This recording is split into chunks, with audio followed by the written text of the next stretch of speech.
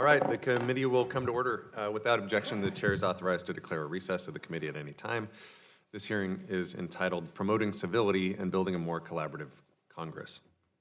And I now recognize myself for 5 minutes to give an opening statement.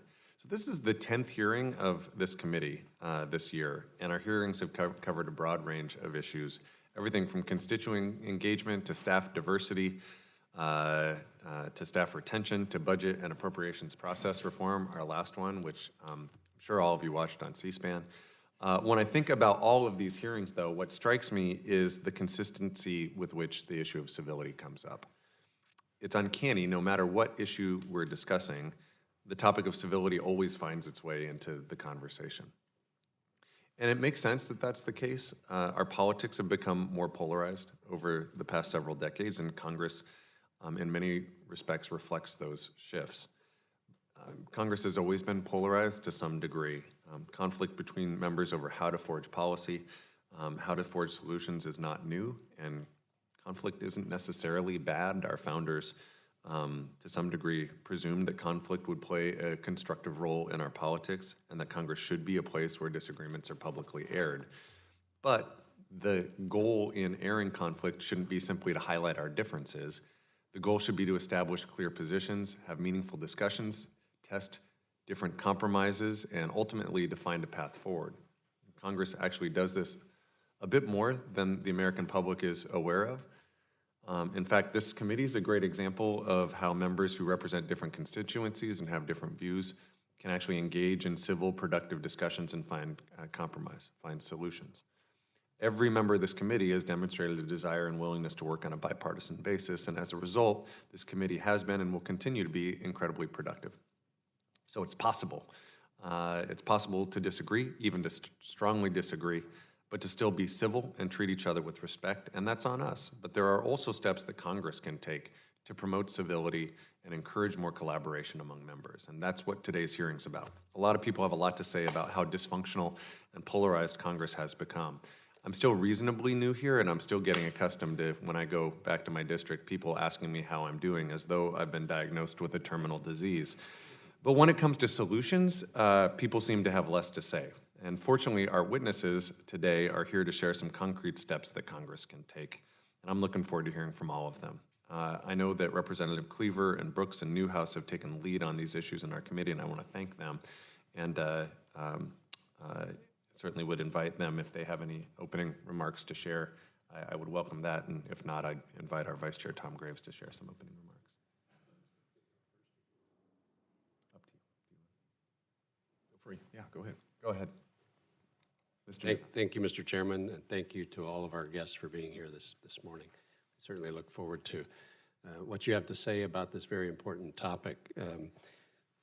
Actually, Chairman Kilmer and I have a long history of working together. We served together in the Washington State Legislature. We've come here bringing with us I think the shared knowledge that in order to get something done, you have to work with each other. You know, our system is set up to work out differences. I think our forefathers put together a pretty darn good system here. There's always going to be disagreements, as there should be, but we need to treat each other not disagreeably as we voice our disagreements. We can still be respectful, and I think that serves the American public the best when we can do that. If I could coin a phrase, I think, I don't know if I can quote Derek exactly, but we participated in something called an exchange program where I spent time in his district and he came to my district.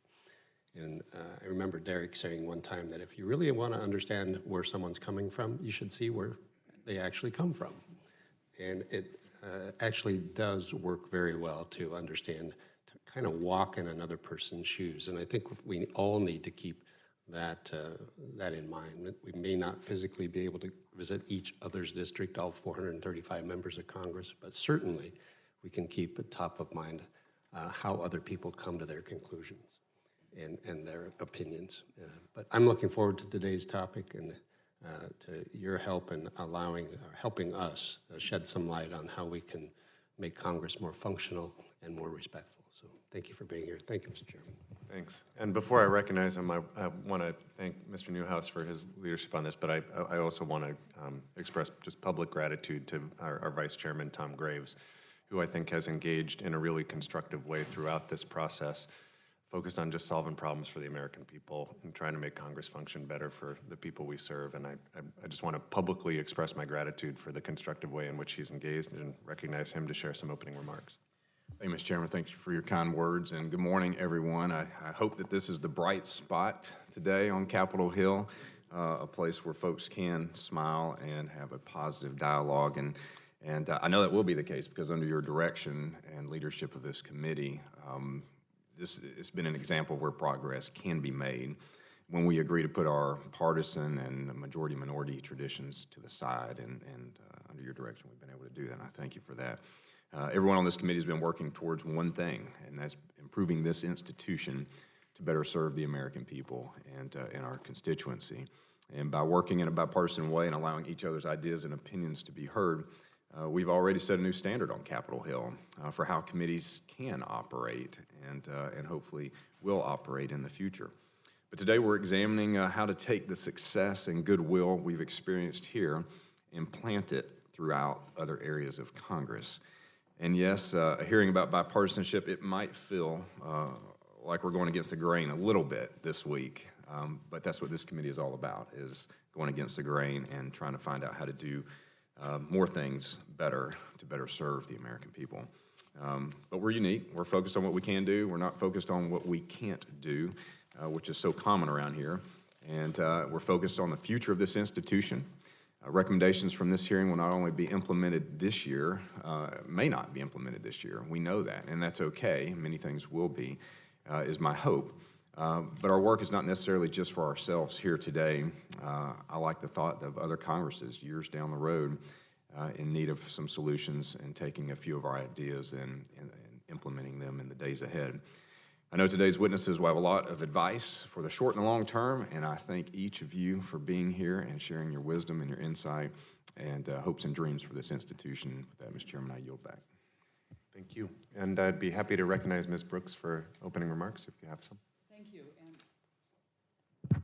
Thank you, Mr. Chairman, and very pleased that you're holding this hearing this morning, and thank you both to the chairman and the ranking member for the attention to civility in our public discourse. And I apologize for walking in just a little bit late. We actually had a civility subcommittee meeting this morning, and so right before this, and we got talking so long, and so Representative Cleaver was just in that meeting. He'll be here shortly. But once you get talking about this topic, and I'm pleased that we're having these discussions. It's so critically important, regardless of whatever role I've had in government, whether it was Deputy Mayor of Indianapolis, and he was mayor, Representative Cleaver was mayor of Kansas City. We were talking about how important it is to work with both sides of the aisle. We have to make sure that we have partners on both sides of the aisle to get our jobs done. And we have to focus particularly on how we build stronger relationships between people of all ideologies. And I think that's where we probably need to focus, and how can we focus on those relationships. Lee Hamilton is a former representative, member of Congress from 1965 to 1999. He is the director of the Center on Congress at Indiana University, and among other things. He's written this book called Strengthening Congress. This was back in '09, but he shared, and I just want to quote one thing from Lee, from Representative Hamilton: governing well is not about hammering at the other side until it relents. It's about working hard to find whatever common ground is possible. It means both sides making greater efforts to consult and negotiate with each other. What's needed is a process that creates an ongoing relationship, not just one to deal with an immediate crisis, one that builds trust among the various players, recognizing there are always alternatives in policy disputes, and allows key negotiators to sit down and talk long before decisions are made. Well, that's what's missing in today's world here on the floors of Congress. We are not doing what he, who was here for decades, talked about, and he chaired this committee. So this is not a new problem, but it's one that I, have confidence that this committee can really chip away at with recommendations. And thank you to our experts for being here and helping us find some solutions forward. Thank you. I yield back. Thank you. And appreciate the constructive approach of multiple Indianans for working on this. Hoosiers. Hoosiers, exactly. I'm going to measure a basketball floor later today. Today, we welcome the testimony of 4 witnesses. Our first witness is Jennifer Victor, who's going to give us a big picture overview of how and why Congress has become so polarized over the past few decades. Professor Victor is an associate professor of political science at George Mason University's Schar School. Did I get that right?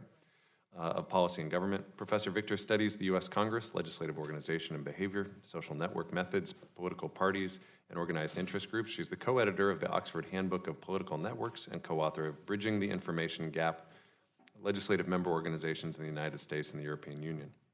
Professor Victor is a co-founding contributor to the political science blog Mischiefs of Faction and is a contributing writer for Gen by Medium. Professor Victor is the past president of the National Capital Area Political Science Association, past chair of the APSA organized section on political networks. In 2005, she served as an American Political Science Association congressional fellow in the Office of Senator Kent Conrad. Our next witness is Dr. Keith Allred, Executive Director of the National Institute for Civil Discourse. He previously launched Common Sense American, an organization that brings Republicans, Democrats, and independents together from across the country to find and champion solutions with broad support. NICD has since been made the platform for Common Sense American, which has been integrated with NIDC's other programs to revive civility and enhance problem solving across the partisan divide.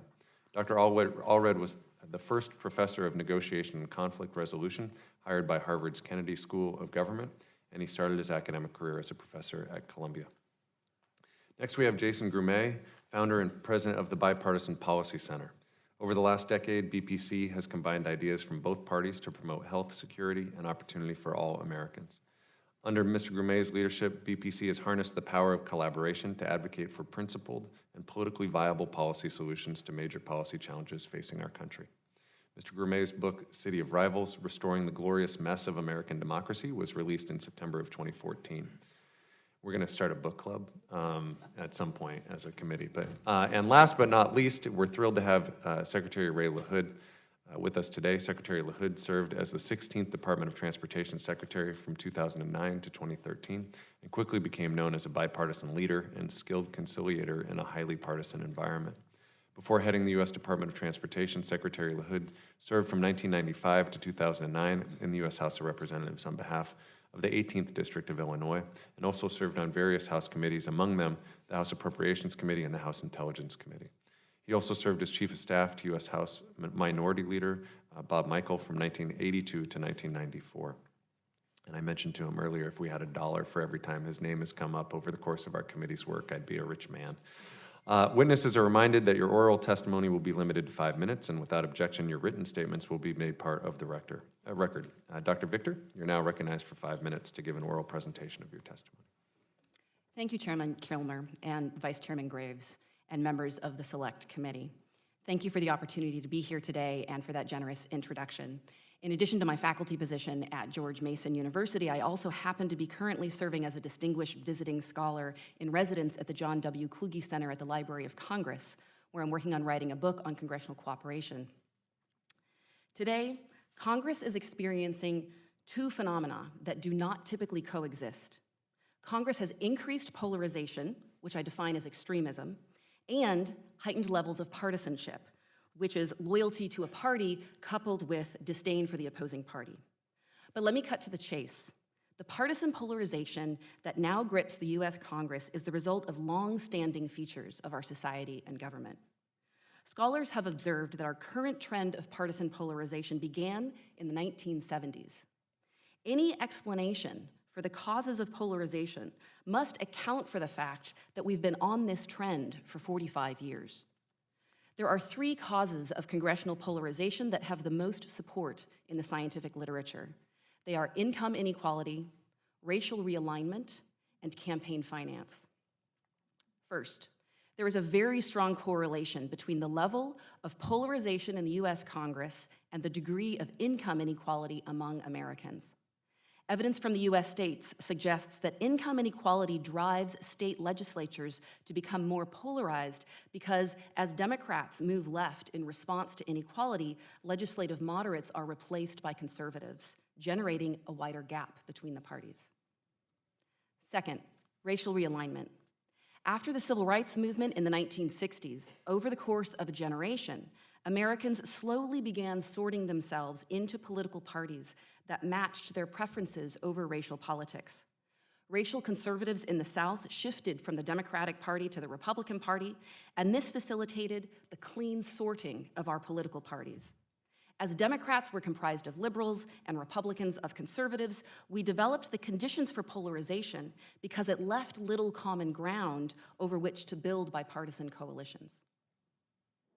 Third, there's a strong correlation between major changes in campaign finance law and deepening political polarization in Congress. Research shows that state legislatures are more polarized when the campaign finance laws advantage individual donors over political parties, suggesting that political parties have a moderating effect on candidates. I also want to dispel a couple of common misunderstandings about polarization by mentioning 3 things that are correlated with polarization but do not appear to cause it directly. 1, gerrymandering. The House and Senate have polarized at about the same rate, but state lines are not subject to gerrymandering every 10 years. 2, presidents. Presidents may feed the effects of polarization, but the trend of polarization predates all recent controversial leaders. 3, media. There is mixed evidence linking media exposure to congressional polarization. In summary, in my scholarly view, Congress is a victim of a cancerous phenomenon much more than it is a willful participant in discord. I have 4 categories of suggestions that could make a difference on the margins. 1, establish norms of bipartisanship for staff and members through bipartisan training sessions, systematic communication between offices, and social and travel outings for small groups of members. 2, encourage caucus participation. My own research has shown that bipartisan congressional caucuses have a small but meaningful effect on bipartisan agreement and cooperation. 3, technology. Develop a closed platform to facilitate online mediated interactions between members. Think of it like an internal Facebook for members only, but without cat videos. 4, seating.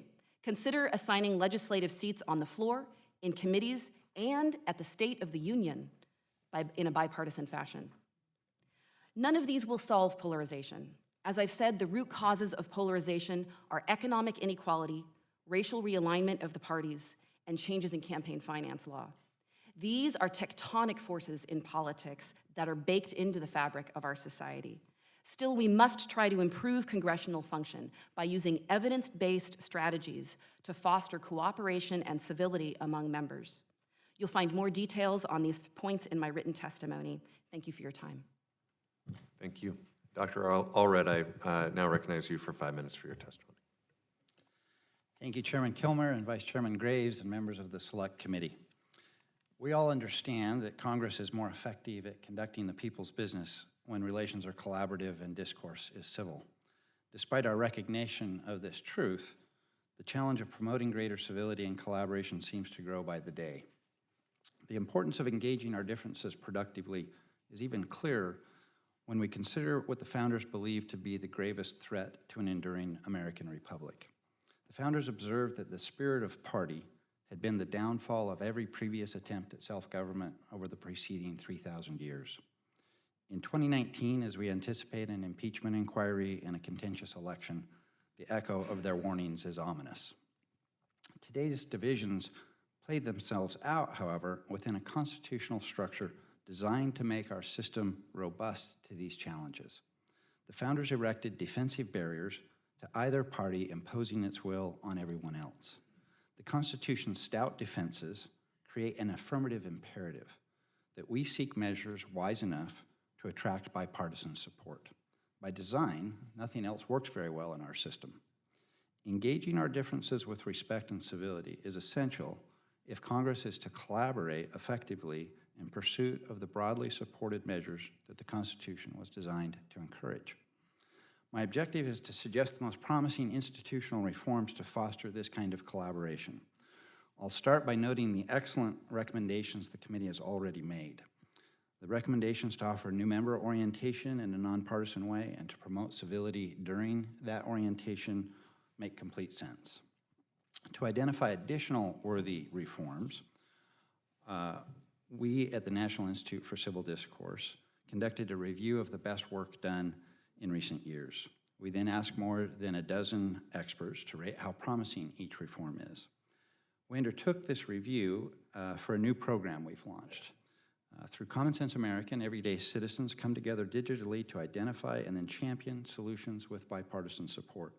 Our members just finished picking the first 3 issues to work on. One of them is the congressional reforms we're discussing today. I hope you'll find it encouraging that everyday Americans care enough about this issue to have chosen to work on it. It's also encouraging that more than 5,500 citizens have joined Common Sense American since we started inviting them in mid-January. The result of our review is a top 12 list of congressional reforms. 1/3 of our members will spend 90 minutes reviewing a brief on these issues. Our members have committed to contacting their members of Congress to share their views on any measures that attract 2/3 support. We also offer our top 12 reforms to this committee for its consideration. The number 1 recommendation is a regular joint leadership meeting to identify promising legislation to pursue on a bipartisan basis. Most of the rest of the 12 reforms share a focus on simply giving members of Congress greater opportunities to get to know each other. We engage others with greater civility and respect if we recognize in them what we all share as human beings and Americans. These reforms aim to provide members with the opportunity to exercise their natural human ability to develop a connection with each other. Recommendation number 2, committee retreats at the beginning of each new Congress, and recommendation number 3, informal committee gatherings several times per year, reflect our experts' conclusion that having these opportunities to get to know each other is especially productive for members of the same committee. The effort that Representative Cleaver and Representative Granger led with the Working Group for a Working Congress has designed an approach to these kinds of committee meetings that is quite promising. NICD's work with 16 state legislatures and over 1,000 individual legislators also identifies practices that would ensure that these committee meetings are productive. Recommendation number 4 is to provide this opportunity to get to know each other to the entire body by renewing the practice of bipartisan retreats at the beginning of each new Congress, like those that Secretary Lahood helped lead in the late 90s and early 2000s in Hershey, Pennsylvania. Recommendation number 5 aims to provide more opportunities for members to form human connections by simply providing more time for that in the calendar and less time traveling back and forth from DC. Jason Groom and his team at BPC have done some of the best work on consecutive 5-day weeks in session. We think that all of the top 12 are worthy of the committee's consideration. I'll leave my comments at the top 5, but we'll be happy to answer questions on any of them. Thank you. Thank you. Thank you for your testimony and for the great list of ideas for us. Mr. Gourmet, you're now recognized for 5 minutes for your testimony. Thank you, Mr. Chairman, Vice Chair Graves, and thank all of you for not just your work in the committee, but for actually showing up today, recognizing everything else that is going on, which reflects a little bit on the scheduling conversation I hope we can have.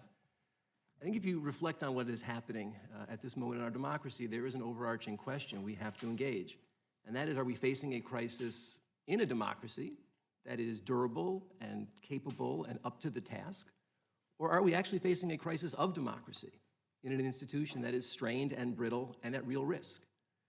It is my view, the view of the Bipartisan Policy Center, that Congress is actually much more resilient than many fear.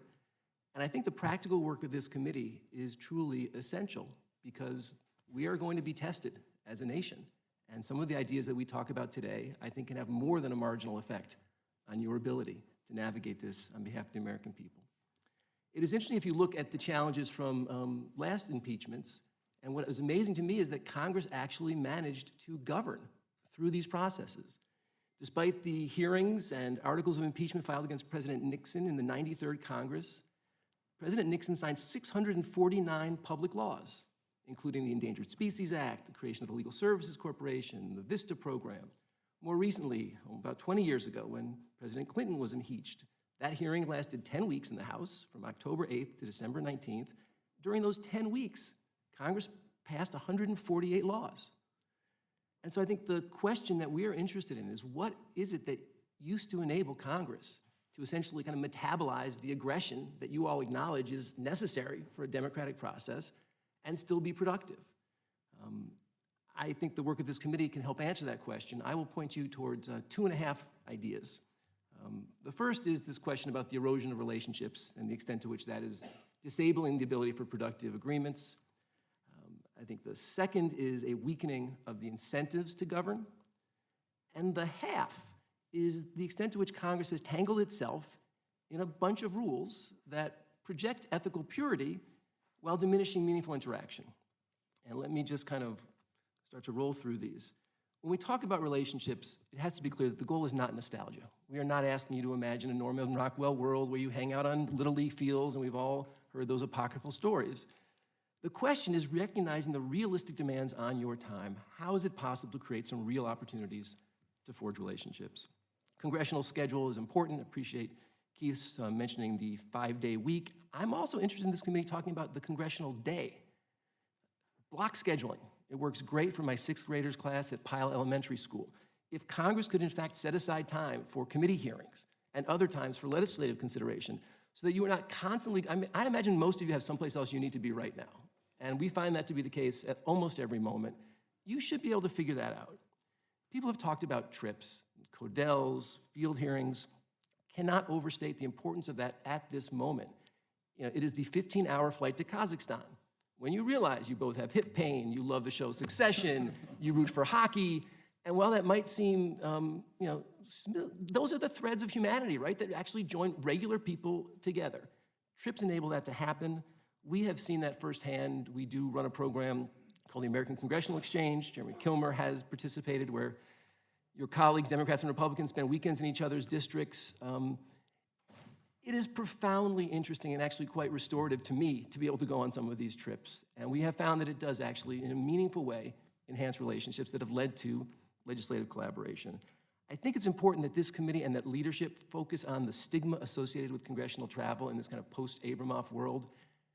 You all should go on trips. You need to know what the world is about. I think committees should have expectations that every member take a couple of trips, and they're formal, and so you're not facing that kind of question of whether this is a junket. I want to mention for a moment staff. Senator Harkin described congressional staff as a constitutional impediment. Described Congress as a constitutional impediment to the smooth functioning of staff. Staff is your bloodstream. We and other organizations are working together to try to find ways to make sure that your staff have similar opportunities. So I want to just close, and I'm going to give you a minute extra, on 2 issues about the incentives and ethics. Committees are the engines of the democracy. Leadership has arrogated a lot of the ability of the committees to actually advance the national debate. We need to make the committees worth fighting for. I have a number of suggestions how to do that. Most of what you're doing is actually an example of that. One thing I will suggest you think about, it'd be really interesting if members made statements at the end of hearings, so that you had the ability to express your thoughts on what had actually happened. It would provide an incentive to actually come to the hearing, right? You can come in, you can blast off your staff's statement and walk out, which happens most of the time. So just an idea to think about. I am a passionate advocate for bringing back a reformed system of direct congressional spending. This is not some kind of scurrilous idea about greasing the skids. The fundamental thing about our democracy is you have to make decisions in the national interest while being elected by local interests. When we ask you to make courageous decisions, we are basically asking you to do critical things for the nation that some of your constituents aren't going to like. Having deprived yourself of demonstrating your priorities, having deprived yourself of the ability to do popular things back home, it should not surprise us that there is less interest in those kinds of tough votes. And I will end by just indicating that while I am a huge believer that ethical conduct and transparent decision-making are the oxygen of the democracy, anytime there's an abuse of power, Congress rushes to pass a bunch of self-constrained restrictions to demonstrate its moral purity. Some are very valuable. Some are theatrical. And it is the theatrical category that prevents members on our exchange trips from riding in cars together. It prevents presidents of freshman classes from sharing the fact that they're holding a bipartisan retreat together. And I thank Mr. Timmons for coming, because it was off campus. It was across the street at the Reserve Admirals Club, because we couldn't get a room in the Capitol, and therefore y'all couldn't talk to each other about it. It is what requires us to serve you food on toothpicks, because a full piece of focaccia is like gateway graft that is somehow going to lure you into the dark underbellies of skullduggery. This matters. The system is constrained, and every time we further burden it, I think it actually undermines our capacity to work together. So I really thank you for the work you're doing and appreciate the opportunity to be here. Thank you for your thoughts and for understanding my hip pain. Secretary Lahood, I recognize you for 5 minutes. Thank you, Mr. Chairman, and all the members of the committee, thank you for the work you're doing. This is very, very important. This is as important as any work that can go on.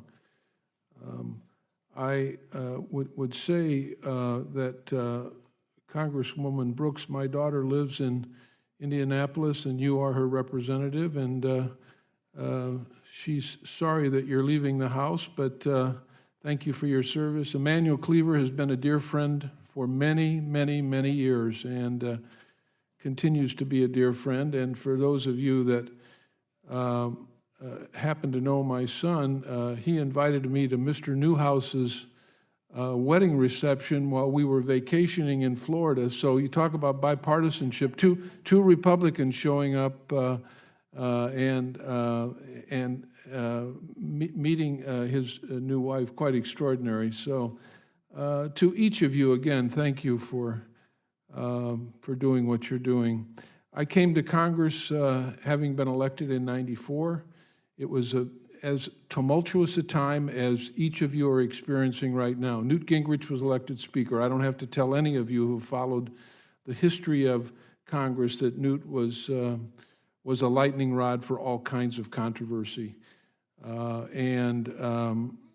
We came with a big, large class of people who wanted to turn the place upside down, who wanted to reform the place, not dissimilar to other elections that many of you have been through. I served on 3 committees of the House that were the most bipartisan committees back in the day. Agriculture, and it was chaired at the time by Pat Roberts of Kansas, and then by Larry Combest. We did a lot of good work, all in a bipartisan way. I served on the Transportation Committee led by Bud Schuster. We passed 2 bipartisan bills. There were 75 people on the committee, and every person voted for the bill. Every person voted for the bill. That's probably unheard of around here today. And I served on the Intelligence Committee under the leadership of Porter Goss of Florida, and he was an extraordinarily great leader and very bipartisan. Whenever Porter was on his way someplace in the world, there were always Democrats with him. And so I had the advantage of really serving on bipartisan committees where people really did work together and really looked at issues. I just want to focus for the rest of my time on what I think you all should do and should start doing immediately. You should all start planning a bipartisan retreat. I know some of you won't be here next year, and not do it next year.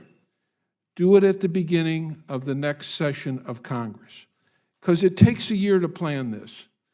And the value of a bipartisan retreat is this. The first bipartisan retreat we had, a fellow by the name of Mr. Skaggs from Colorado and I co-chaired it. But we had a great committee, and it was a very bipartisan committee. And we had skeptics on that committee. We met for a year. We found outside funding, so we were not using taxpayer dollars. We charged a fee for people to come. We got the Ethics Committee to sign off on the ability to use campaign funds to pay for the families so that spouses and children could come to the first bipartisan retreat. We picked Hershey, Pennsylvania. We had over 200 members, 120 or so spouses, and most importantly, 100 kids. And you know, that was the first time that a congressional kid met another congressional kid. It's the first time that spouses met other spouses from other parties. Those relationships have lasted well beyond Congress. And those relations, that was the first of 4 bipartisan retreats. Things kind of went downhill from there. It takes a year of planning, but you're up to it. You need to find outside funding, you need a place to accommodate, you need to work with a lot of different groups, and you can't do it without the leadership. You need Pelosi and McCarthy to sign off on this, because one of the first things that members are going to ask you, does the Speaker, does the Republican leader support this? And they have to be on board. And at the point where we were at, Gingrich and Gebhardt were on board. A little reluctantly, because it was a very tense place around here in '95 when we took over. It was the first time in 40 years Republicans had control of the gavel of anything. And, but they were on board, and they came, and their spouses came, and they participated. And we didn't do a lot of heavy lifting at these bipartisan retreats. It was more a get acquainted opportunity. There were a few workshops, and as a result of that, people really came away with the idea that they knew their colleagues better than they did before. They knew their families, which they had not known before. You know, it's pretty hard to trash somebody on the other side when you know their spouse or you know their kids. Now, those of you who served in the legislature, this comes easy for you, because in the legislature, people work together and get together and sit together. And I'm not going to go into all the reasons why, you know, bipartisanship doesn't exist. You know what those are. But I'm telling you, if you get on board with this retreat, you get on board with getting the leadership, the members will come. People are clamoring for this. And there's no downside to it back home. You know what people in your districts want? They want you to do what they do every day, serve on church boards, library boards, school boards, whatever. And all those people don't agree with one another, but in the end, they reach a consensus, and they come together to solve community problems. That's what they want people in Washington to do. People are clamoring for this. If you go back home and tell people you're on a bipartisan committee, you're organizing a bipartisan retreat, they're going to say, hallelujah, it's about time. Because what it will lead to is opportunities to do an infrastructure bill, an immigration bill, fix our fiscal problems, and really get into the weeds on issues, because people will begin to work together. Will they always agree? Of course not. But can they reach a consensus? Can there be compromise? Of course there can be. There will be a lot of people, including myself, that will be willing to help you do this. If you don't do anything else, get this organized. Start on it now. Make it happen. The rewards will be so many rewards. Let me just, a couple other things around here that I think are bipartisan. Number one, the House gym. I don't know how many members I've interacted with from the other party in the House gym. I was in the House 14 years. And one of the things I am proud of on the Appropriations Committee, I got money appropriated to create a staff gym, because I wanted that same kind of bipartisanship, and I was one of the most beloved members by the staff around here when that gym opened. And it was both for men and women, as is the House gym. It's a great place to meet people. The other thing that I was very active in, that obviously some members don't really participate in, but it is more bipartisan than anything, and that's the Thursday morning prayer breakfast. I met so many people from the other side of the aisle, people like Emanuel Cleaver, who talk about their own life experience and get to know one another. It's a great opportunity. And I was one of those that went on a lot of Codels. And I was never criticized in my district for doing it. I disclosed it, I talked about it, and I talked about the mission. And the one thing about Codels is, again, you get to meet other members, you get to meet other members' spouses, and you sort of get in tune with some important issues that you're going to have to deal with around here. The last thing I would say is, look, at every one of you here knows that the Congress deserves and needs a pay raise. One of the things that you can talk about at a bipartisan retreat is when leadership decides that they're going to try and get a pay raise for members, you can't have members trashing people for proposing that, because everybody here knows you need a pay raise. You haven't had one. And if you go back home and explain to people why, it's because you have to have 2 places to live, and the expense of being in Washington, it's easy to explain. And I think most of these things are easy to explain. I'm sorry for going on so long, Mr. Chairman, but if there's a way that I can be helpful, I'd be happy to do that. Thank you. Thanks. Thank you for your testimony, and I think a few of us, myself included, might want to sit down with you and get the playbook for the retreat idea. We're going to move into member questions. We're going to alternate between Democrats and Republicans. I'll start and then recognize Mr. Graves, and then we'll go in order of arrival. Let me start by recognizing myself for 5 minutes. I want to start with Dr. Allred. I know you've done some work at the state level too, and I'm just curious what some of the lessons you learned in terms of working with state legislatures to encourage civility, and whether there's any specific ideas that you learned at the state level that might have some legs here. Thank you, Chairman Kilmer. There's quite a bit there. Let me single out one thing that's particularly effective. I've been in attendance and watched the effect. We start off the workshop that we do, which is about 3 or 4 hours. We started off very early in that process with an exercise we call the personal journey. And we break out into groups of smaller than 20, depending on how many we have. And we have everybody just go around the room and talk about a person or an experience that was formative for them, formative for shaping their values, who they are. So we're careful to say not your stump speech, not about why you ran for office, because they've all got that rehearsed, but more deeply, you know, who or what shaped who you are. And as they go around that room, it is just remarkable how much connection is built with that. I come from Idaho. I've watched the Speaker of the House in Idaho, who is a friend and a crusty old cattle rancher. He wouldn't mind me saying it, and he doesn't like kumbaya kind of stuff. And it was just amazing what he shared and the kind of connection that was made out of that. So that particular piece is useful. A little bit like Secretary Lahood did with the biennial retreats, having some opportunity for the legislators to also talk about what are the obstacles to civility and what could be done to change them so they come out with a concrete action plan is also useful. I was going to ask Secretary Lahood, so in addition to wanting to learn more about how you pulled off the Hershey retreat, I'm always trying, literally last night I had a couple of constituents in, I gave them a quick tour of the Capitol. We went into the old Senate chamber where you get to see the desk where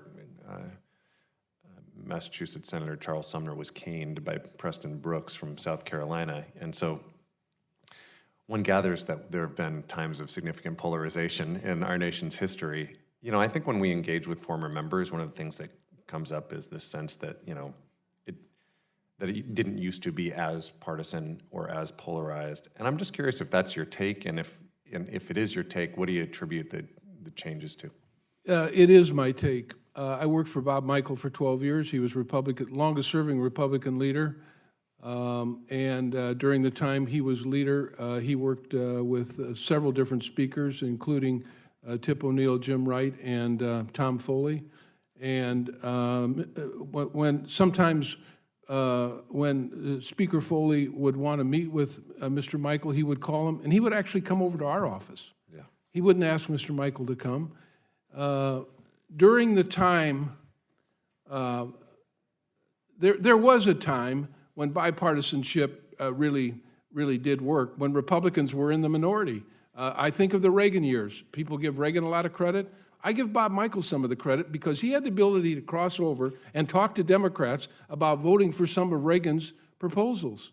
And he wasn't afraid to do that because he had a lot of friends on the other side of the aisle. And I think of when Newt was Speaker, we passed 3 balanced budgets, welfare reform, 2 transportation bills, and it's because Democrats like some of the things, and so did Bill Clinton. Even though Clinton vetoed 2 welfare bills, eventually, because Newt knew this is what the people wanted and what we needed, so the answer is bipartisanship has worked in many, many different administrations in many, many different ways. And the essence of it really is the Congress pushing the White House. Newt pushed the White House on a number of different issues, including those 3 balanced budgets. And NAFTA would have never passed without Republican votes. And that was during the time that Democrats were in control.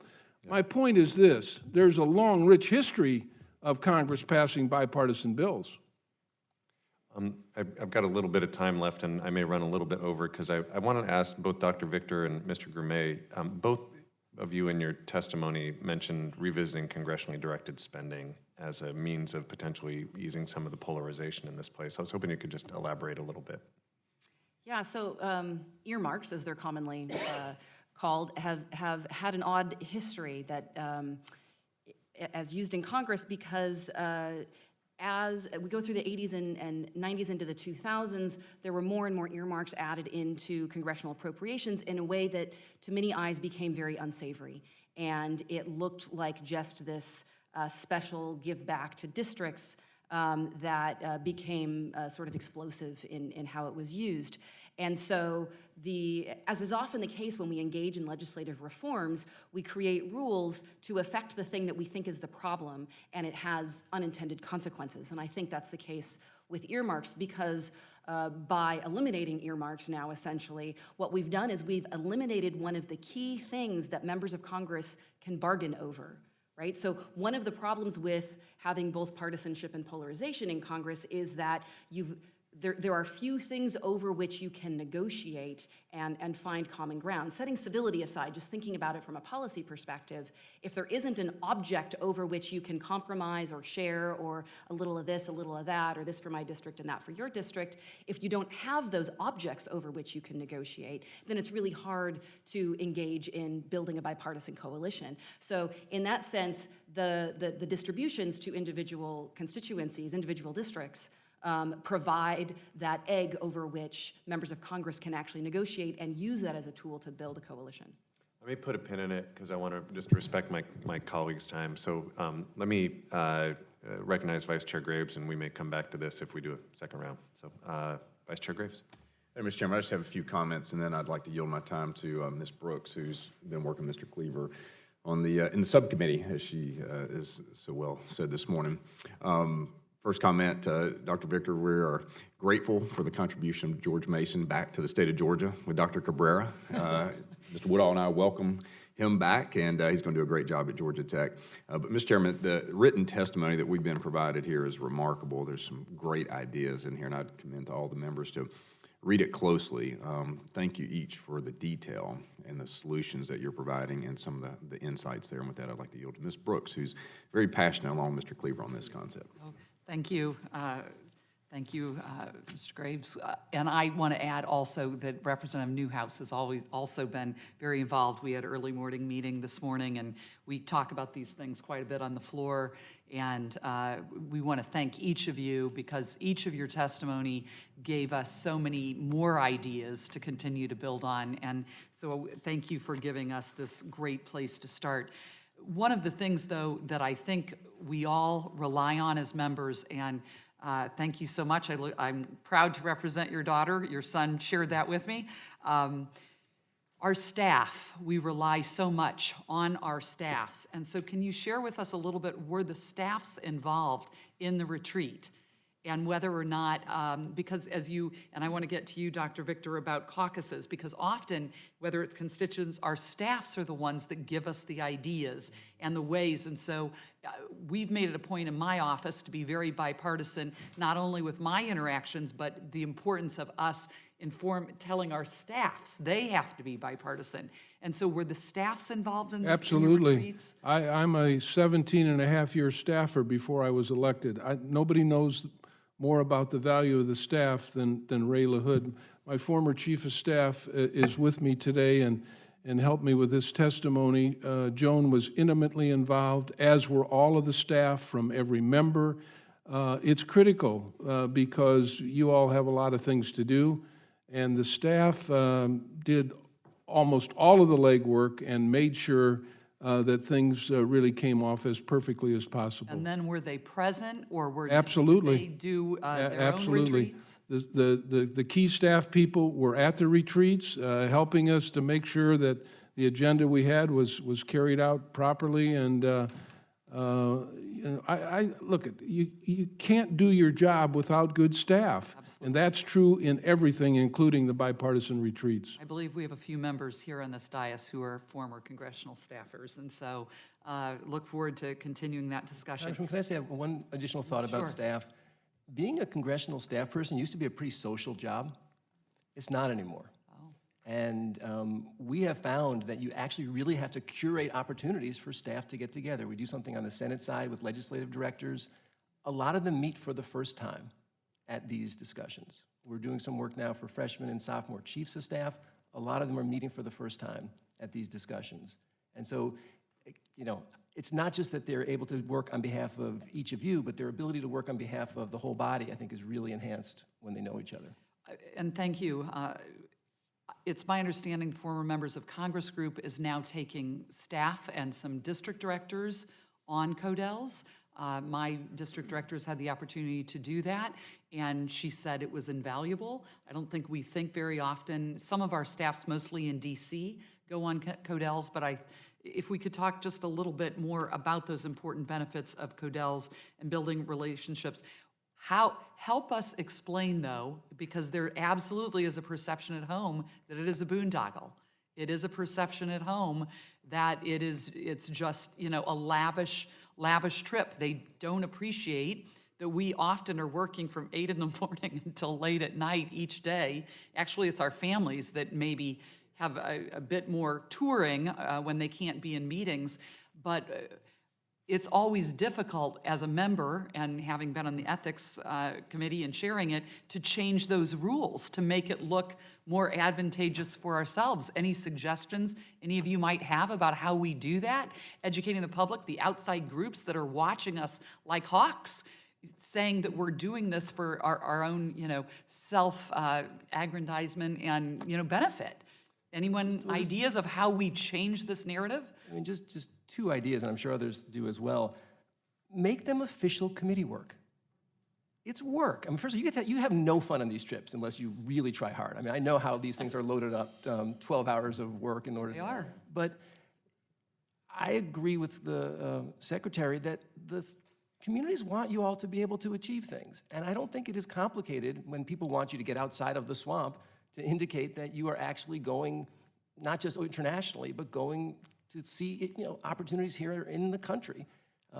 I think it should be seen as something that's almost obligatory, as opposed to a trip that you're choosing to take. I think it is fundamentally part of your jobs, and if it was explained as such, it would lose a little bit of that kind of junket mentality. Whenever I went on a CODEL, and I did often, I would put out a press release, I would announce it, I would say where we were going, I would say why we were doing it, and when I came back, I'd hold a press conference in my district and talk about what we did, who we met with, and what issues we talked about. Thank you. Dr. Victor, did you? And Dr. I was just going to add on that particular question that you just posed is if the pushback about trips is coming from particular organizations and painting it in a particular light, I would think about trying to solicit pushback from the opposing organizations. You know, find allies who can also amplify your voice in legitimizing the work, as Mr. Groom was saying, as an official function.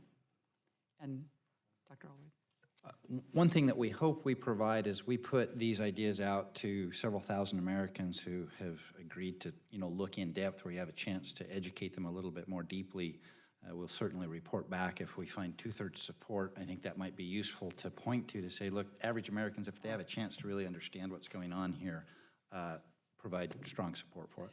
Thank you, and thank you for allowing me to go over. I do believe that those trips are some of the best ways to develop really deep, strong relationships with members across the aisle. I yield back. Thank you. Ms. Scanlon. Thank you very much. As usual, being a relatively new member here, I'm trying to find touch points in my own experience to add to this conversation. And what struck me when I was looking at the materials as background was that we've been having a similar conversation in the legal profession about the loss of civility, et cetera. So I pulled from the American Bar Association the lawyer's duties on civility that I wanted to ask unanimous consent to include in the record. And just to mention, some of the things they say, if you sort of substitute client for, or constituent for client, it becomes, we have a role to zealously advocate the legitimate interests of our constituents, but at the same time, we shouldn't attack others who are advocating for other viewpoints. And then it goes on, and some of it gets pretty far into the weeds with respect to the legal profession, but it talks about trying to confer early to agree upon, find points of agreement so that you don't have to oppose everything to really work towards, better results and actually achieving legislation or results from Congress. So I just wanted to note them. But in looking at the work that's been done in the legal profession about how we promote civility, some things have been tried, getting lawyers to take an oath of civility, or having a peer review group, kind of take on folks who've violated those codes. Those haven't been so successful, but apparently what has worked best is training and mentoring programs with more senior and more junior members of the profession. And I think that goes to some of what the panel members have been talking about, these opportunities to kind of engage in our joint work without some of the barriers that we currently have.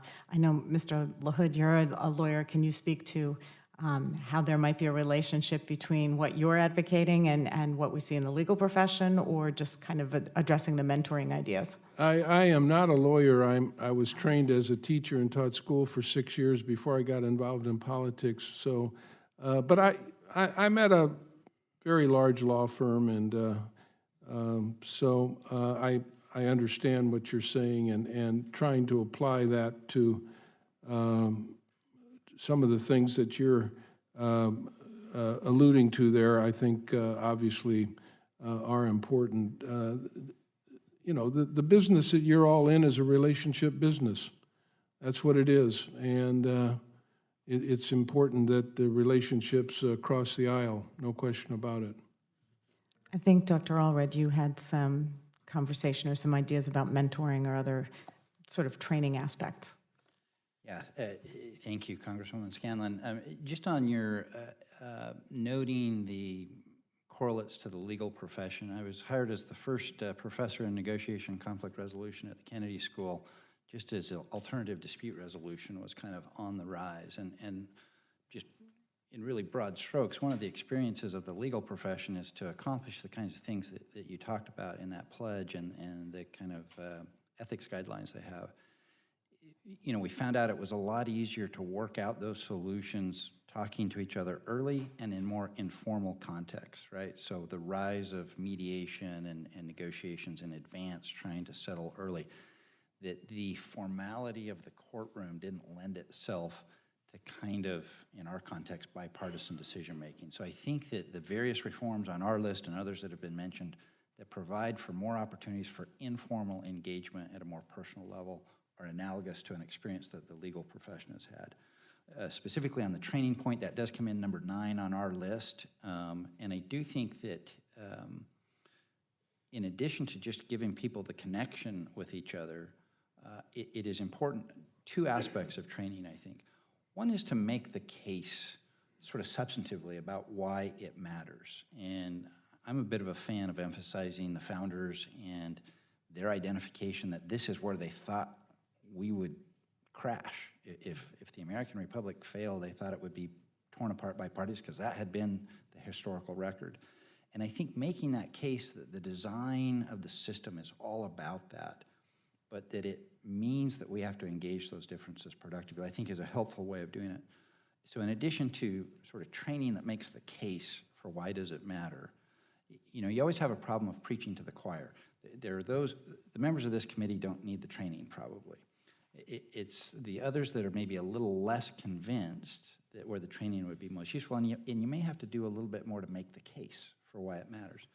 Then the second point of training, I think, is there are some skills involved for how to do it well, and we know a fair amount about how to teach those skills, and I think it's useful to do that. And the, you know, again, both the ideas that the committee has already forwarded of nonpartisan freshman orientation that has a little more substance to it in terms of training, and then a kind of leadership academy that has opportunities for training, I think are both excellent places in which that kind of training could happen. Congressman, can I just draw you over by 20 more seconds? Oftentimes, Congress and staff do their real work, and then they go have their civility trainings. And I think it's incredibly important not to disassociate those two things. And so we believe it's even more effective to talk about the process of getting something done in the actual context of a committee priority. And so we often will find that when you're talking about training and civility, people think they're kind of being patted on the head and told to be polite and gentle. Democracy is not a gentle sport. And if it's in the service of actually trying to get an outcome, we think it's a stickier process than if those things are disassociated. Okay, and I realize we're over time, but I did want to pull it back to what I think Chairman Kilmer was talking about, more robust committee work and having those opportunities to work together on the front end rather than the back end. That seems like a good way to press. Thank you. Thank you. Mr. Timmons. Thank you, Mr. Chairman. As I sit in this committee, I really just, I'm inspired. I think there's a lot of hope.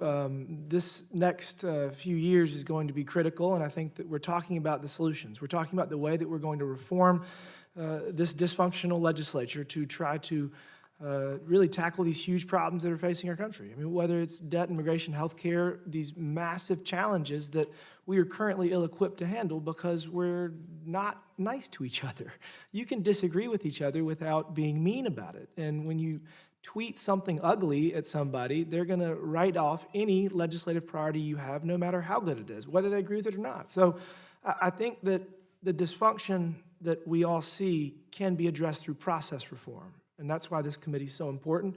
And the fact that the vast majority of the committee members are here for most of the committee is very encouraging. So we've talked about calendar, and we're just not here enough. And when we are here, we're running around. And I think most of us probably have somewhere else we're supposed to be right now, but we're not there because we'd rather be here. And this is more important. We have to make those decisions on a constant basis. I remember the first time I was supposed to be in 3 places at once. I asked my mentor, Tom Graves, what to do, and he said, if you can figure out how to be in 3 places at once, let me know, but otherwise you need to pick one. And so I'm constantly doing that. I think calendar, as you've discussed, is a critical component. We're currently here 65 full days, 66 half days. We have to change that ratio. We've talked about it in previous hearings. I think that's definitely going to be something that will help. We got to be here more. And then when we're here, we have to be more efficient. And you know, you've already talked about block scheduling.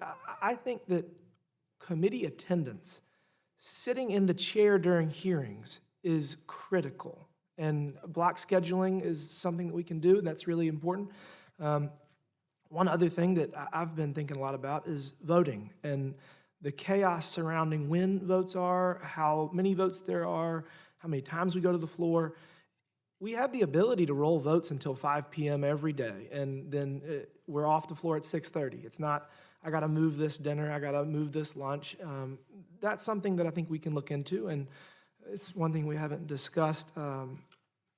Finally, you know, if we're going to ask people to be here more, we need to create a situation. I refer to it as a shower and a bed.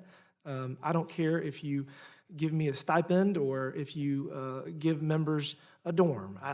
We just need to not sleep in our offices and walk to the gym in the morning wearing shower shoes. I just think that is not something that is productive. I guess last thing I wanted to touch, and briefly, retreats are fantastic. I think that that's a no-brainer. I'm sad that we don't do it currently, and I fully support that idea. And we've talked about orientation before. I think it begins when you get here. It really does begin when you get here. And when there's a Republican and a Democrat bus, we've just lost. And we've got to stop that. And I'm doing something I really don't like to do. I like to be interactive, but y'all have already said everything that I want to hear. So I just want to reinforce how really I agree with everything that y'all have been talking about today. Civility begins. Civility is the pathway to solving our big problems, and without it, we will never solve them.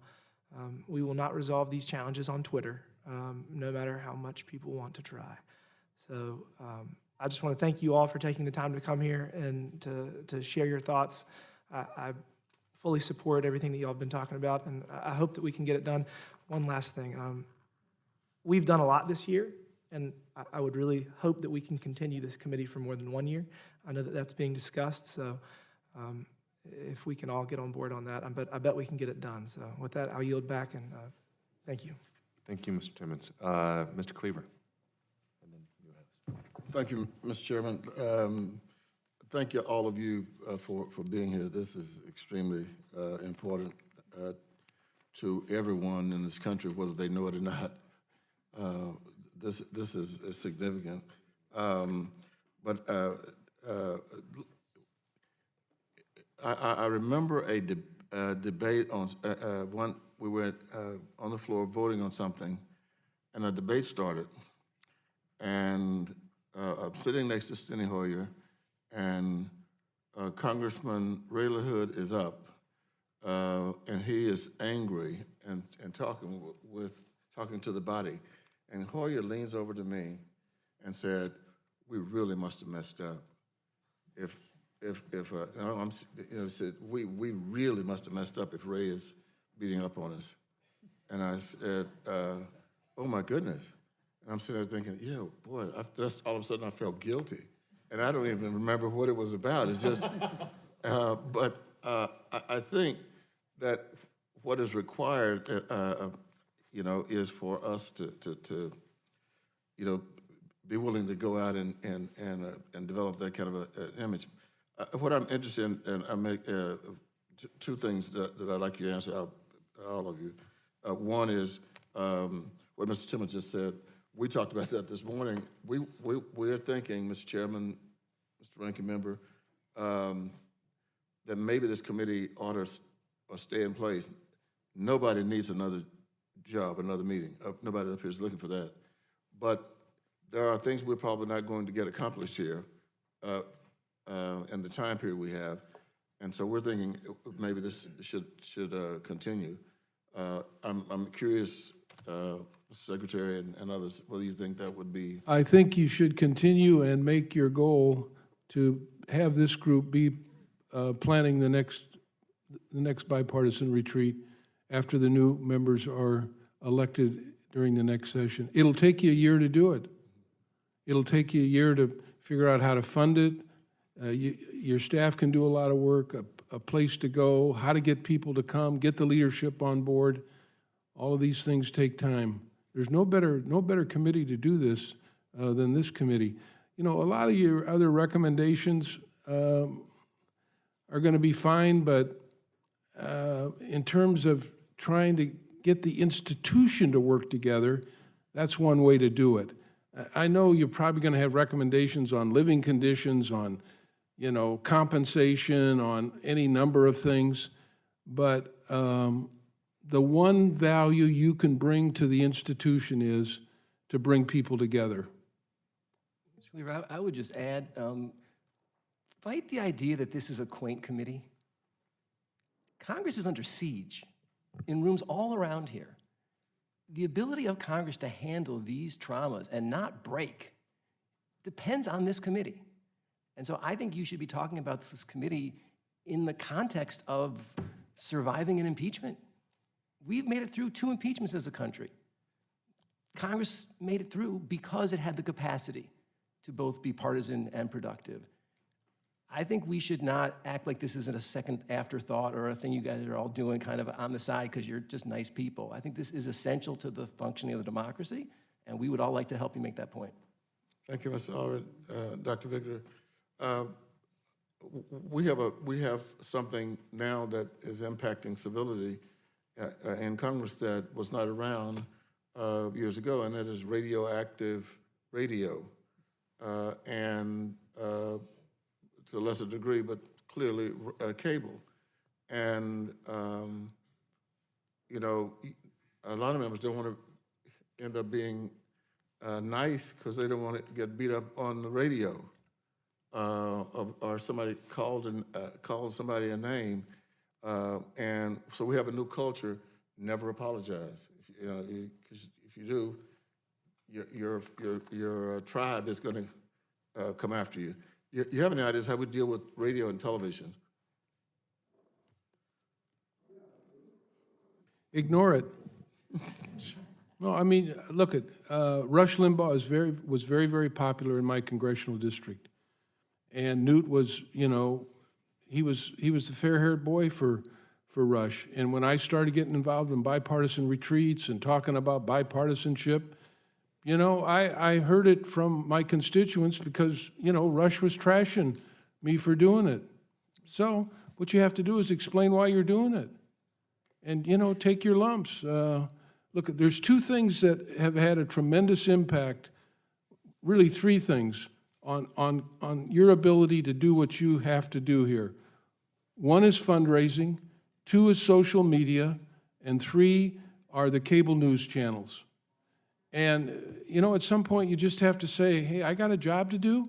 I'm going to go back home and explain it to the folks and why I'm doing it.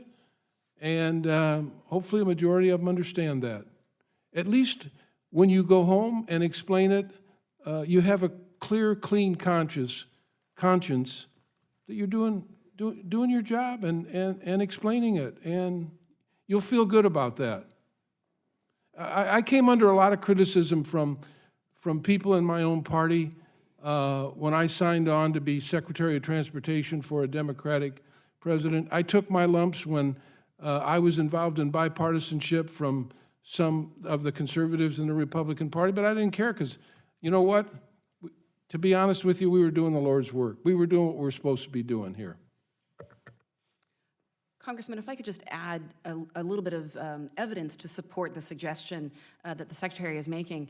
The research shows us that across congressional districts, if we look at partisanship distribution within congressional districts, it's remarkably similar.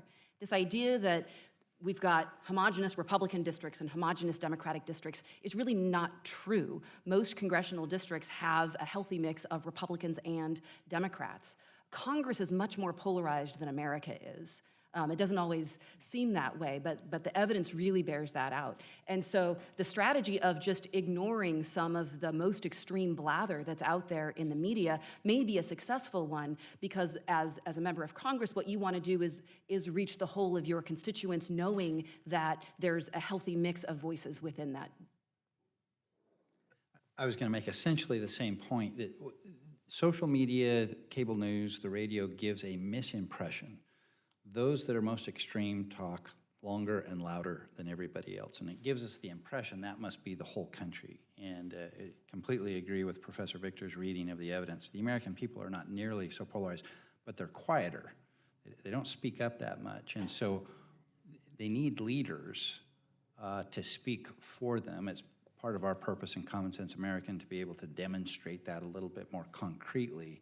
But I think you can respond to those kinds of criticisms by saying, I know there is a minority of people who feel that way, but most of the people in my district would like me to be working this way.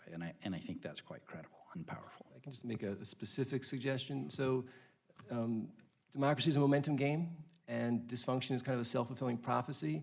The reason that this stuff is so sticky is it just fits what everybody expects, which is that Congress doesn't do anything, which is not true. And I think we need specific counter-narratives, because when we go out and say, no, it's not true, people just think we're, you know, rose-colored, naive. Congress needs to be putting out, here's 100 bipartisan things that happened this week. And they don't have to be big pieces of legislation. They can be good hearings like this. They can be people introducing bills together. I mean, the media actually is ready to describe Congress working, but they really have very little evidence that that's the case. Mr. Chairman, can I just say one real quick final note here, and I'm going to repeat what I said before. Most people that you represent, the majority of people you represent, are working in their communities, are volunteering, they're on boards, some voluntary boards, some elected boards, and they're not sitting with people they agree with, but they're sitting with people trying to solve problems. And that's what they want you to do. And when you do that, you'll get a lot of credit for it, and very little criticism. Thank you, Mr. Cleaver. Mr. Newhouse. Thank you, Mr. Chairman. You know, we've had a lot of good panel discussions over the course of our committee work here. I would venture to say that this has been the best so far. So I want to thank each and every one of you. I totally buy into the bipartisan retreat idea. And I would just suggest, I haven't talked this over with anybody, but you guys all keep your dance cards open. We should have you at the first one, each and every one of you. So I think it'd be a great discussion.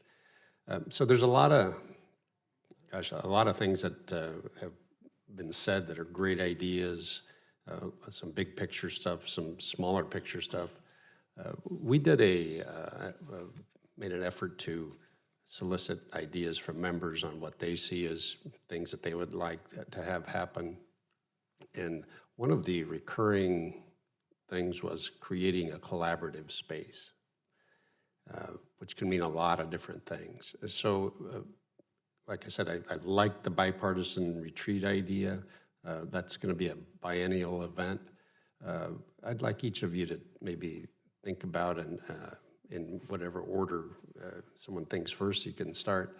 What are some things that we could do on a daily basis to make things more collaborative, more civil, provide a opportunity for that to happen? What are some ideas that you might have that would help us? And I'm asking kind of selfishly because we're on the subcommittee to come up with recommendations, so help us out here. Thank you, Congressman. I'd really suggest the committee venue as the opportunity to do it. And if I could stitch a few things together, Jason's comment about not separating civility training and the actual work, that's easier to do in the committee. And I really think Representative Cleaver's work with the Working Group for Working Congress fleshed out a whole approach of a kind of a retreat for a committee where they would do like we do with our state legislative workshops. They could figure out some kind of rules of engagement for themselves in the committee, both in committee hearings and outside committee hearings. What can we do? And let the members of the committee generate some of those. And then it might not be daily, but it's weekly, it's regular reinforcement for that kind of thing. I'll tell you one secret of our state legislature training is that it is really not very didactic. It is not the kind of preachy, here's what you should do, because that doesn't work very well. We start off by saying, okay, we're going to talk about some difficult things today. We'd like to develop some kind of ground rules for that conversation. What would you like the ground rules to be? There's our civility training right there. We don't say a lot more than that because they generate it themselves, and then it's a lot more effective to do that. If the members of the committee have put together their own set of ground rules of here's how week in, week out, we should engage each other more constructively, and then they hold each other's to account, it's a lot more effective than, you know, a pointy-headed professor coming in and lecturing them about it. And so I think that's where there's a real opportunity, and it's, you know, it's so much more consequential there because they really are charged with, you know, working out substantive resolutions to issues germane to their committee. So you really get a lot of bang out of it in that. And so I think, like the biennial retreat for the whole body, a biennial retreat at the beginning of the Congress for a committee to do some of that bigger work, followed on by regular meetings of the committee that are more informal. So it's number 2 and number 3 on our list. And that's, if you look at our list of raters at the end of my written testimony, it's an impressive list. And that came out number 2 and number 3. I think that's why, because the committee venue is such a promising place to do these things. Mr. Nunes, I have one insight that I think transcends all spaces, and that is the fact that the opposite of transparency is privacy, not corruption.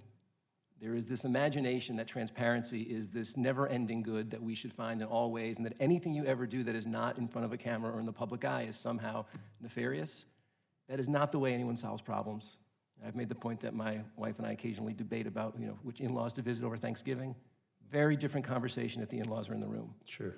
And establishing the premise that committees should meet in private, that's the place where you actually can venture ideas. Your decisions have to be in public, but your deliberations should be encouraged. And I think, in most years, it was the intelligence committees that used to be seen as the most functional.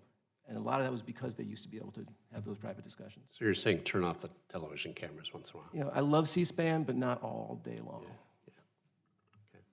I want to recognize that one of the threads that I see coming out of these conversations is that there has to be in order for these efforts to create civility and cooperation to work, there has to be a willingness to want them to work. So I'm sitting here thinking about when I walk into a classroom and clearly half the students haven't shown up and I'm tempted to sit there and lecture them about attendance, I'm talking to the wrong kids, right? And so we're all here on the same page about the value of civility and cooperation, but what's apparent is that there's that willingness for that to work.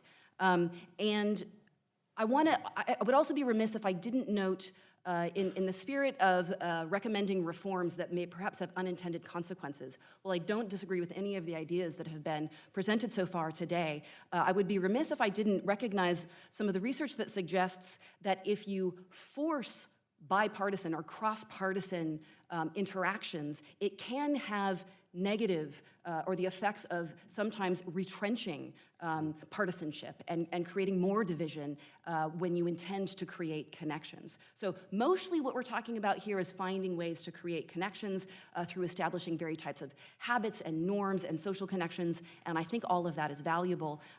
But if I could just give you the other side of the coin of the recommendation that Mr. Allred was just giving you is, so committees are something that you have to do. Everybody in Congress is on committees, right? And so committee retreats, if you do committee retreats, then that might also be a required thing. So you're creating a situation where the cross-partisans are forced to interact.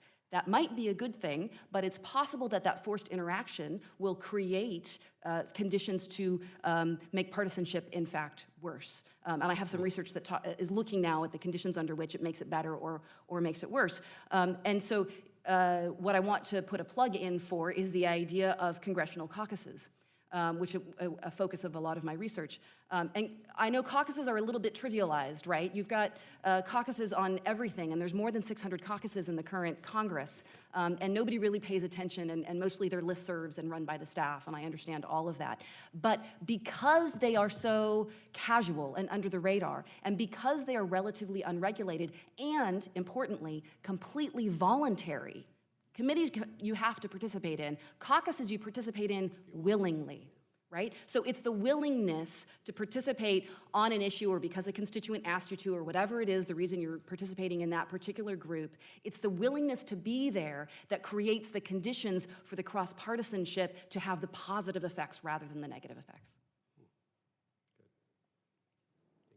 I would recommend that if you could get the speaker and the Republican leader to agree to host a dinner once a month where the speaker would invite, 5 or 10 Democrats, and the Republican leader would invite 5 or 10 Republicans, and they'd go to the Monocle and have dinner where there's no media, and they'd talk to one another. Rahm Emanuel, you did that once a month. I would invite 7 or 8 Republicans. He would invite 7 or 8 Democrats. And again, you make friendships, and you really get to know people. And the other thing, in our legislature in Springfield, they passed some kind of a rule that when the legislature's in session in Springfield, there can be no fundraisers. Now, I know that'll be heresy around here, but because all of you are running to fundraisers while you're here 3 days a week, but maybe what you could recommend is that one night a week, when the leaders are having a dinner, a bipartisan dinner, there can be no fundraisers. Maybe it's Wednesday night. You got to create some opportunities. That's what you're asking for. Right now, there's not much time to create any opportunities because you're only here 3 days a week, and while you're here, you're doing fundraising or you're on the cable news channels, and you're not talking to one another, and you're not legislating, and so I don't know if the family room still exists. Does it still exist? Yes, indeed. Try and rejuvenate the family room. That was one of the recommendations that came out of our retreats, and a lot of families used it, particularly on maybe a State of the Union night or something like that, where families would come and have a little food or something. And you do have to create these opportunities, but you don't have a lot of time because you're not here that much. And so maybe you need to set aside some of the things that inhibit bipartisanship and create some that do. Thank you. I think the only thing mentioned in these hearings more than Ray Lahood is the monocle. Next, let me recognize Mr. Woodall for 5 minutes. Thank you, Mr. Chairman, and thank you all for being here. I also think that your written testimony has the most concrete solutions that we have seen provided any of the work we've done this year, and I appreciate the effort you put into that. Dr. Victor, I'm looking at the chart you prepared on the distance between parties in the House, and I'm thinking about we don't talk much about electioneering here, thinking about your suggestion that neutering the parties has led to has contributed to polarization. Mm-hmm. I don't actually see a difference in amplitude pre-McCain-Feingold and post-McCain-Feingold, and I think of McCain-Feingold as that transition from party leadership to super PAC leadership. Why don't I see that on that chart? Why does it look like a smooth line even after we took all the power away from parties? So that's a reasonable question. I think that the connection, not to walk back it completely, but the connection between campaign finance rules and polarization is muddied. It's a little bit mixed. In general, we can say that as we change the rules of the game in ways that weaken parties and strengthen individuals and groups, it has the effect of helping more extreme candidates win office, right? So that has the polarizing effect. It doesn't come out as starkly on the trend line that you're looking at. That particular trend line that you're looking at is based on roll call votes, and so it doesn't have the strongest connection to what exactly we're talking about. But it does give the opportunity to make the point that one of my colleagues is known for saying that what we have now in the United States is this unstable situation where we have weak political parties and strong partisanship. I credit that to my colleague Julia Azari, who's a professor at Marquette University. And one of the things that's happened is that as we're all concerned about partisanship, it has the effect of demonizing the political parties because we think of partisanship and parties as the same thing, when in reality, the political parties are the key institution that organizes our democracy. It organizes Congress, it organizes the elections, it organizes how we fund our elections. And so institutions that weaken the party organizations, or even when members of Congress are out doing their press events and their campaigning and their electioneering, as you're talking about, and not sort of crediting their party or the leadership that their party provides or the direction that it provides. In some ways, all of that has the effect of both contributing to that demonization of parties that effectively harms the ability of the democratic institutions to strongly function. I certainly agree with that moderating influence that parties have, though the DCCC is going to target the 20 Republicans that are easiest to work with, and the NRCC is going to target the 20 Democrats that are easiest to work with. The Climate Solutions Caucus was a bipartisan caucus. All the Republicans lost last cycle, and so I don't want to be too naive when I think of that role. Mr. Groom, you talked about rules mattering. I think we confuse civility and weakness these days. But if I go down to the House floor during the 5 minutes that have just gone on, or the 1 minute that are going to go on at noon, the chair is going to chastise members no less than 5 times in 10 1 minutes. that the rules of the House prohibit characterizing their colleagues in this way, or characterizing the president in this way, or characterizing the Senate in this way. They only do that because we could have taken those words down if we cared enough as individuals to speak out, but we don't. We're so calloused to the incivility that we don't even defend ourselves. It requires the parliamentarian with decades of institutional experience to speak up on our behalf. The rules do matter, but it seems as if the rules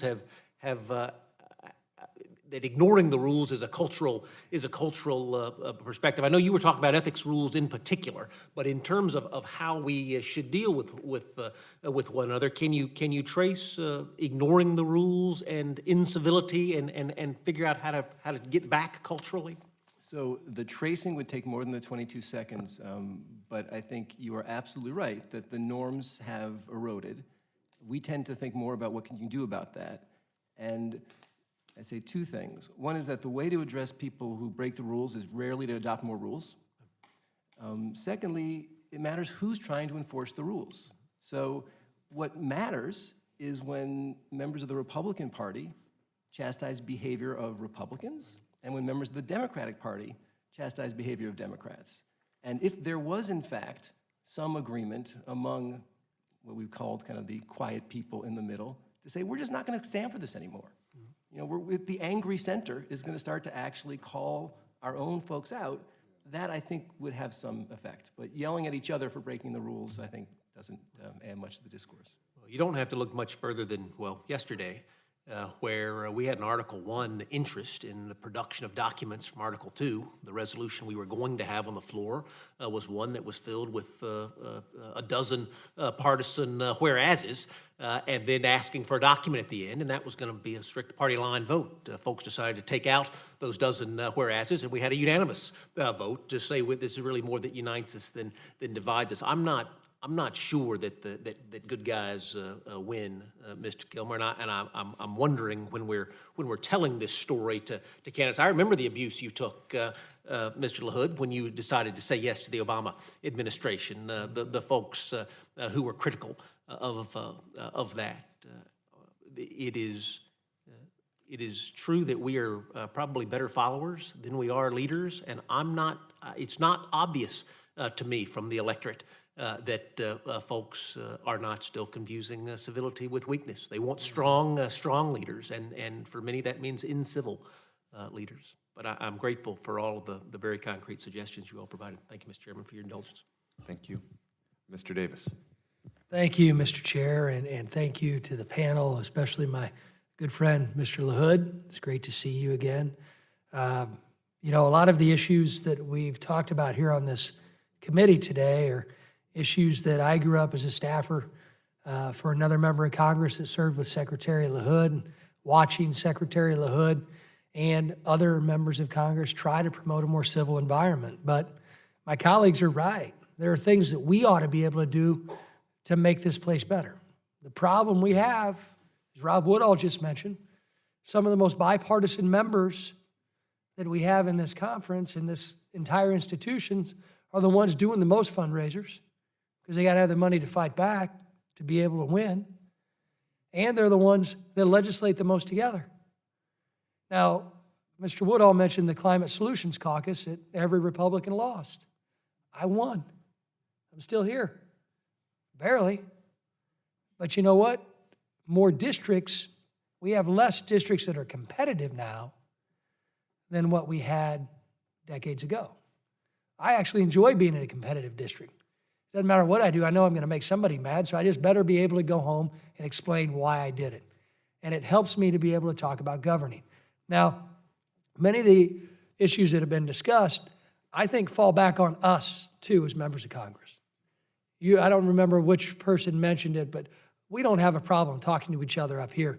I think we're all on this committee for a reason that we do get along with folks on the other side. Frankly, I think it's up to us to get to know our colleagues on all sides of the aisle.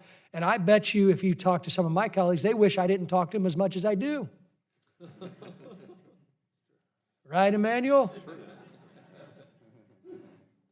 But if we don't make the effort, we're part and parcel of what's destroying the fabric of the institution. Now,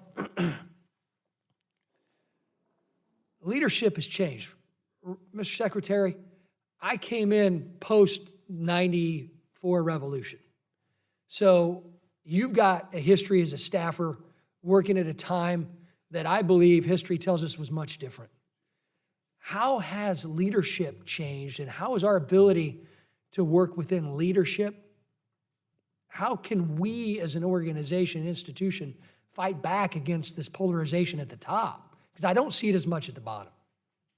And were there things that you did under Leader Michael that we could institute here? I think that you have to have leaders that want to do things in a bipartisan way. That's what you have to have. You know, I mentioned Newt, and I knew Newt when I was a staffer. I sat in all leadership meetings when he was whip.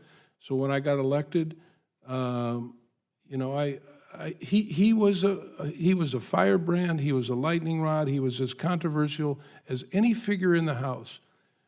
But what he and Clinton had in common is they knew they came here to get things done. They did. And so Newt was not afraid to compromise. Compromise was not a bad word for Newt, just like it wasn't for Clinton.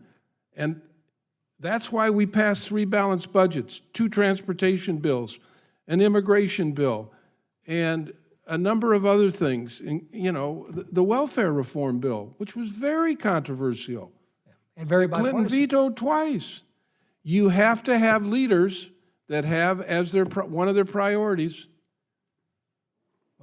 providing the kind of opportunities for bipartisanship and leadership. And Mr. Woodall, I want to say one word about what you raised. You know, if Kevin McCarthy and Nancy Pelosi were to get together and say to the parliamentarians and to the members, we're going to enforce the rules here. If some member stands up and disparages another member or the president, then their word should be taken down. We're not going to go adrift here. That's what it will take to, and that's where it should be enforced, on the House floor with the members. I agree with you. And look at, that's where bipartisan leadership really comes in. And look at, Newt and Gebhardt didn't agree on much. You know, they were the start of the, you know, sure, the leadership. But they knew they had a job to do, and that job was to solve problems for America. You had a job to do during the last impeachment proceedings. You chaired the proceedings in the House. You and I have had conversations before about how that impeachment process impacted the ability to get things done. Right. Can you give us any examples of how we as a modernization committee might be able to offset some of that inaction, and how can we lead to still move good policy forward in the midst of this? Look, at impeachment is probably the most controversial, volatile thing. It's going to turn this place upside down. If I were where you were, I would avoid it like the plague. This place will never be the same if you go down that road.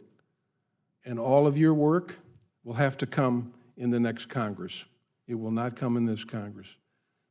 Mr. Secretary, I appreciate your words. I appreciate your friendship. And, you know, there's a lot of good bipartisan things that happen around here, be it met some of my best friends down in the House gym, been playing on congressional sports teams. And I don't know if you knew, but this is a big week here in Washington. The bipartisan congressional football team beat the Guards.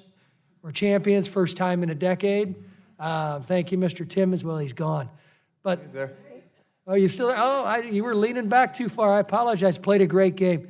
Hey, it's events like this that I think we as an institution and also the public have to publicize more, because in the end, I have to constantly go back to my district and remind people in the media that about 99% of what we do is done on a bipartisan basis, and we really do like each other. Really do. So thank you for your time. Thank you for your testimony and your written comments. And thank you, Chair Kilmer and Vice Chair Graves and the entire committee for what you're doing. yield I back. just want to say on behalf of the panel, we appreciate the clarification because we thought things had gotten so bad that you were now getting issued protective headgear. Well, if Chair Kilmer wasn't going to let me talk, he was going to have to wear it pretty quickly. That's it. Thank you. I yield back. I know Mr. Cleaver said he had a quick follow-up. Well, yes, look, I think one of my most painful moments in politics came one night when I went to a Democratic group to ask for their endorsement for the first term when I ran for Congress.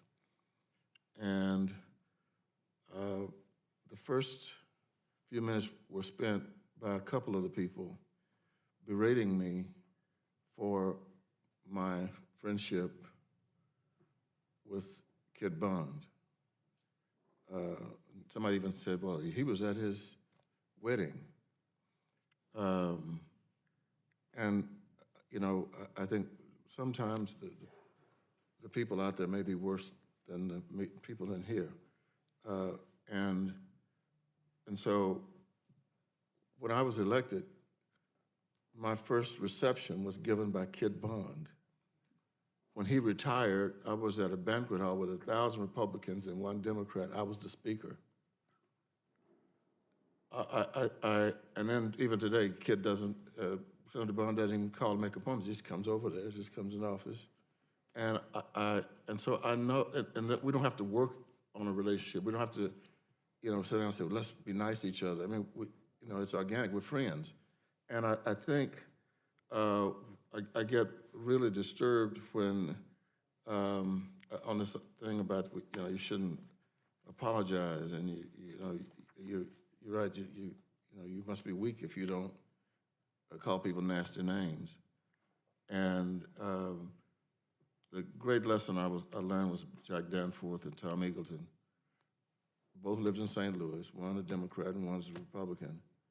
Tom Eagleton was a good friend of mine. When he realized he was dying, he called his family in and said, I want my eulogy to be delivered by Jack Danforth. You know, we can do a lot better than we're doing, and I think all of that, I mean, whoever said that first, this is probably, for me, the best, this was the most helpful moment as I've been on this committee. And so I just want to thank you. And it actually gave me some gasoline. You know, sometimes your tank goes empty. And so I needed that gasoline because I'm sitting up here thinking about, you know, when you get criticized for trying to be, you know, what I think anybody would say. My final comment, I think it was, Mr. Ramey, somebody was saying we need to involve the children. Maybe it was the secretary. And I've said many times, and if people get my little notes that I send to all the members, nobody, not a single member of Congress, would bring their children up here and say, I brought you here to watch Congress so you'll learn how to act. So you'll learn how to deal with controversy and disagreements. Nobody, not a single parent would do that. And that is what should empower us to do better. Anyway, I appreciate all of you being here, and thank you, Mr. Secretary, especially just because you did a lot of good work here. Thank you. Thank you. Mr. Chairman, can I just end my part here? I know you're all going to go off and do other things. I want to continue to encourage you to keep doing what you're doing. This is very important. It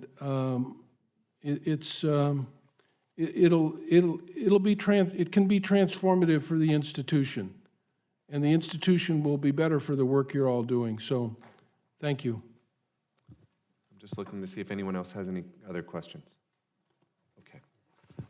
With that, I'd like to thank our witnesses for their testimony today and for their very targeted, specific recommendations. Very grateful for that. I also want to thank the Budget Committee for letting us use their glorious room, and the staff of this committee that has worked really hard to put together these hearings. I also, and maybe this is a peculiar thing to do. I'd like to actually just say thanks to the members of the press who have shown up.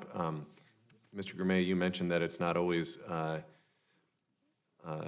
viral on social media or, exactly burning up the cable coverage to have a discussion about civility in our nation's capital. But I actually think it does matter that they're here and providing coverage of this, so thank you for that.